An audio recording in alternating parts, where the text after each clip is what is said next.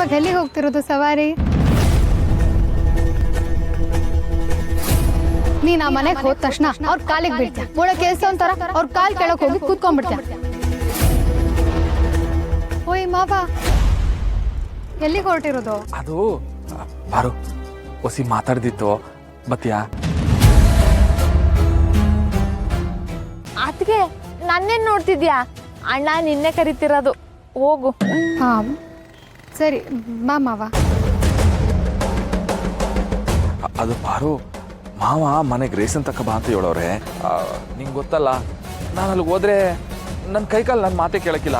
ಅದಕ್ಕೆ ನಾನು ಅವ್ರು ಕರ್ತಿಲ್ಲ, ರೇಷನ್ ಕೊಡು ಅಂತ ಹೇಳಿರೋದು. ಯಾಕೆ ನೀನೇ ಹೋಗಿ ರೇಷನ್ ಕೊಡ್ಬೇಕಾ?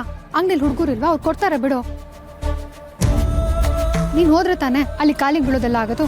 ಹೋಗ್ಲೇ ಬೇಡ, ವೆರಿ ಸಿಂಪಲ್. ಅಲ್ಲ ಬಾರು, ಮಾವನೇ ಕರೆದಿರ್ಬೇಕಾದ್ರೆ ನಾವು ಹೋಗ್ತಿದ್ರೆ ಸರಿ ಹೋಯ್ತದ? ಓ ಮಾವ, ನಿನಗೆ ಬುದ್ಧಿನೇ ಇಲ್ಲ. ಅವ್ರು ರೇಷನ್ ಕೊಡು ಅಂತ ಹೇಳಿರೋದಾ ಅಥವಾ ನೀನೇ ತಂದು ಕೊಡು ಅಂತ ಹೇಳಿರೋದಾ? ಅವ್ರು ಕೊಟ್ಟಿರೋ ರೇಷನ್ ತಿಂದ್ರೆ ಗಂಟಲು ಇಳಿಯಲ್ವಂತ? ಅಲ್ಲ ಬಾರು, ನೀವು ಮಾತಾಡ್ಬೇಡ ಮಾವ, ಪಾಸಿ ಬಾ. ಗೌಡ ಮೀಣ ಗೊರ್ಕೇಣ, ನೀವಿಬ್ರೆ ಹೋಗಿ ರೇಷನ್ ಕೊಟ್ಬಿಟ್ಟು ಬನ್ನಿ. ಆಯ್ತದ್ಗೆ ನೀನ್ ಬಾ.